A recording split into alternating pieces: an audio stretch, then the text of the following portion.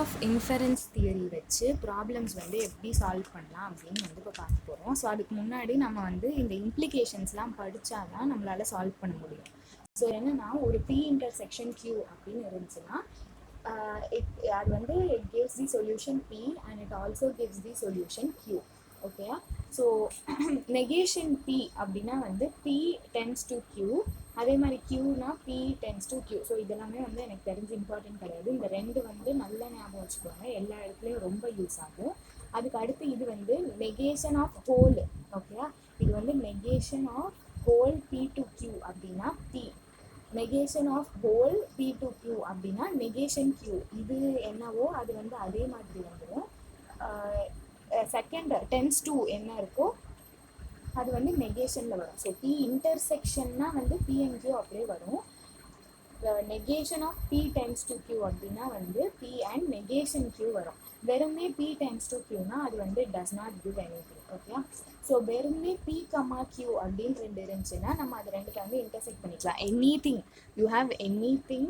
இப்போ வந்து P tends to Q அப்படின்னு ஒன்று இருக்குது அண்ட் யூ ஹாவ் வெறுமே Q இல்லை வேண்டாம் R அப்படின்னு ஒன்று இருக்குன்னா இது ரெண்டுத்தையுமே வந்து நம்ம நெகேட் பண்ணிக்கலாம், சாரி இன்டர்செக்ட் பண்ணிக்கலாம். ஸோ இந்த மாதிரி வந்து நம்ம எழுதிக்கலாம். ஸோ P, Q அப்படின்னு இருந்தாலே ரெண்டுத்தையுமே வந்து நம்ம இன்டர்செக்ட் பண்ணிக்கலாம். அதுக்கு அடுத்து negation P, P union. Okay? So இதில் வந்து யூனியன் இருந்துச்சுன்னா Q. ஓகே? ஸோ அதே மாதிரி வந்து P, P டென்ஸ் டு Qன்னு இருந்துச்சுன்னா Q. செகண்டில் என்ன இருக்கோ அதுதான் வந்து, அதாவது you have two common terms here, P. So extra எந்த டேர்ம் இருக்கோ அந்த டேர்ம் தான் வந்து இங்கே வரும். அந்த டேர்ம் தான் இதுலேயும் பாருங்கள். இதில் வந்து Q ரெண்டு இருக்குது, P இருக்குது. So P will come out. இதில் வந்து எங்கே நெகேஷன் இருந்தாலுமே the answers will not come in negation. The only form when answer will come in negation வந்து இங்கே தான். ஸோ அதாவது டென்ஸ் டூக்கு அடுத்து இங்கே என்ன போடுறோமோ அதே வேரியபிள் இங்கே போட்டு நெகேஷன் இருந்துச்சுன்னா this will become a negation. Tends டூக்கு அடுத்து நம்ம என்ன வேரியபிள் போடுறோமோ அதே வேரியபிளை இங்கே போட்டு நெகேஷன் போட்டுருந்தோம்னா that will become this thing will become a negation. Okay? So இது வந்து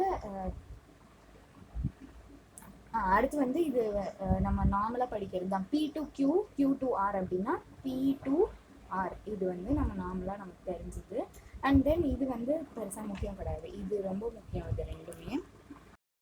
ஸோ நமக்கு ரூல்ஸ் ஆஃப் இன்ஃபரன்ஸ் தியரி அப்படின்னா என்னென்னா, ரூல் Pனா அதாவது ஒரு ப்ரெமிஸ் வந்து கொஷனில் என்ன கொடுத்துருக்காங்களோ அதையே எடுத்து வந்து எழுதுறது. லைக் கொஷனில் ப்ரெமிஸ் வில் பி கிவன், அந்த ப்ரெமிஸை எடுத்து நான் இதை யூஸ் பண்ண போகிறேன்னு சொல்கிறது வந்து rule P. No changes will be done to the given premise. Rule Tனா நம்ம இப்போ படித்த இன்ஃபரன்ஸ் ரூல்ஸில் எதாவது ஒன்று தான் அப்ளை பண்ணுறது தான் வந்து rule T.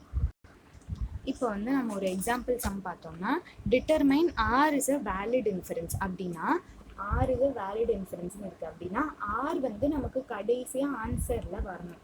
R should be the solution. கடைசியிலேருந்து நமக்கு R வரணும். R வர வரைக்கும் நம்ம இந்த ஃபுல் ப்ராசஸை வந்து we should carry out. Okay?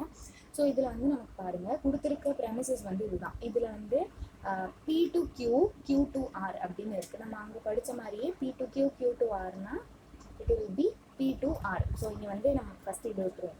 P to Q அடுத்து Q to R எழுதியிருக்காங்க. ஸோ அப்படின்னா வந்து we'll have what will we have? We'll have P to R. So we have P to Q, we have Q to R, therefore we have P to R. இது வந்து rule S. Rule S தானே? Sorry rule T. Sorry இது வந்து rule T. Okay? So இப்போ வந்து அடுத்து நம்ம பார்த்தோம்னா இங்கே என்ன கொடுத்துருக்காங்க, Pன்னு நமக்கு வந்து ஒன்று தனியாக இருக்குது. ஸோ அந்த Pயை எடுத்து அப்படியே நம்ம எழுதுறது பேர் தான் வந்து Pயை வந்து அப்படியே எடுத்து எழுதணும்னா ரூல் P. இப்போ நமக்கு என்ன இருக்குது, P to R and P.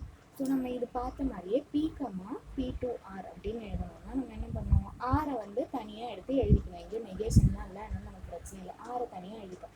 So ஆரை தனியாக எழுதிட்டனால நமக்கு கேட்ட ஆன்சர் வந்து வந்துருச்சு, R is a valid inference அப்படின்னு வந்துருச்சு.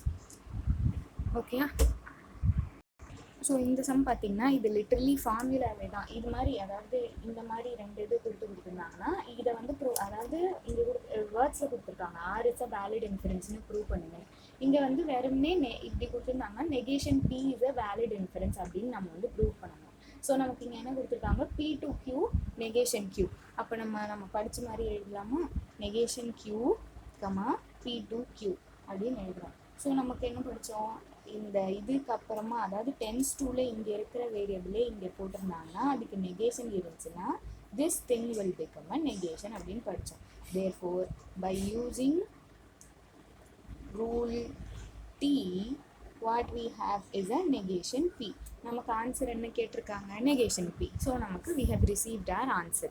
அதுக்கு அடுத்து இந்த சம் வந்து இம்பார்ட்டன்ட் சம்மு நிறைய பேப்பர்ஸில் வரும். ஓகேயா? ஸோ இதில் பார்த்தோன்னா நமக்கு வந்து இந்தந்த இன்ஃபரன்சஸ் தான் வந்து கொடுத்துருக்காங்க. இது மாதிரி நிறைய இன்ஃபரன்சஸ். ஸோ இதில் வந்து S is a valid inference அப்படின்னு வந்து ப்ரூவ் பண்ண சொல்லியிருக்காங்க. இப்போ நமக்கு என்னென்னா இதில் இது மாதிரி நிறைய இருக்கா. ஸோ இதெல்லாம் நமக்கு வந்து பார்த்தாலே தெரிஞ்சிடும் என்ன பண்ணணும். பட் இதில் பார்த்தா தெரியல. அப்போ நம்ம என்ன பண்ணுறோம்னா சிங்கிளாக ஏதாவது ஒரு இன்ஃபரன்ஸ் இருக்கும்ல, அதை ஃபஸ்ட்டு வந்து நம்ம எழுதிக்க போகிறோம் அடுத்து. ஸோ நான் இப்போ வந்து ஃபஸ்ட்டு இருக்கிறது எல்லாமே எழுதிக்கிறேன். P tends to negation Q, அதுக்கு அடுத்து Q யூனியன் R, அதுக்கு அடுத்து negation S tends to P, அதுக்கு அடுத்து நெகேஷன் R. ஓகே. ஸோ நம்ம படித்த ரூல்ஸ் வந்து நம்ம என்னென்ன படிச்சிருக்கோம், P இன்டர்செக்ஷன் Qவாக இருந்துச்சுன்னா P and Q வரும். இதே P union Q P comma P union Qவாக இருந்துச்சுன்னா we'll have Q here அப்படின்னு வந்து நம்ம படிச்சிருக்கோம். ஸோ இது வந்து யூனியனுக்கு வந்து இந்த ஃபார்முலா வந்து it is not applicable. Okay. So இதில் வந்து ஃபஸ்ட்டு நம்ம என்ன வச்சுருக்கோம், நெகேஷன் R வச்சுருக்கோம். ஸோ நெகேஷன் R வந்து நமக்கு என்ன ஆகுது, ரூல் P ஆகிடுச்சா. அதுக்கு அடுத்து we have Q union R. நம்ம படித்த ஒரு ரூல் பார்ப்போம். ஸோ இது பாருங்கள், negation P comma P union Q அப்படின்னு இருக்கா. அப்படின்னு என்ன எழுதிருக்கோம், Qன்னு எழுதிருக்கோம். ஸோ யூனியனில் எந்த இதுனாலுமே வந்து this will not get affected. Okay. So அப்போ நமக்கு வந்து இப்போ நமக்கு இங்கே என்ன இருக்குது, Q யூனியன் R இருக்குது. So we have negation R comma Q union R அப்படின்னா நமக்கு என்ன வரும், வில் கெட் Q. ஸோ இதை வந்து நம்ம யூஸ் பண்ணிட்டோம், நமக்கு வந்து Q வந்துடுச்சு. இப்போ இங்கே வேறு இதையும் யூஸ் பண்ணிட்டோம். இது ரெண்டுத்தையும் அடிச்சிடலாம்.